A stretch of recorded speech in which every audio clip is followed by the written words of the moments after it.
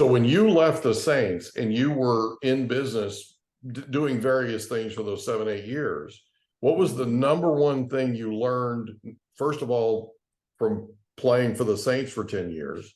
And then what was the number one thing that you learned in those 7 or 8 years? Man, it's so many things, man. Oh, there's a lot. Yeah. I mean, there's a lot to your training. You know what I mean? Like it's comprehensive, and that's why I want to kind of simplify it a little bit, only Yeah. because there's a lot to what you're teaching. Yeah, I would say the number one thing that I learned is that there is no one way. Yeah. There is no one way, right? We all kind of enter into business with these defaults. Yeah. Um, there's the things that we think we can accomplish. There's things that internally we think they're beyond our scope, but we'll never get there. Right.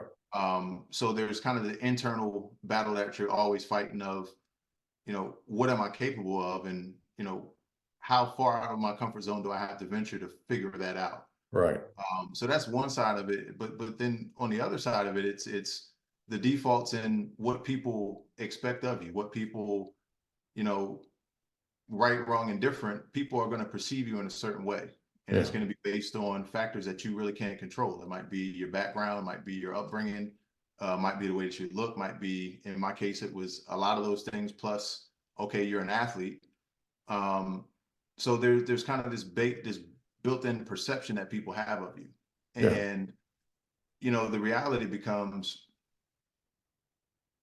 there's ways to reframe that and ways to reposition that. It just takes intentionality and it takes processes to do it. Yeah. And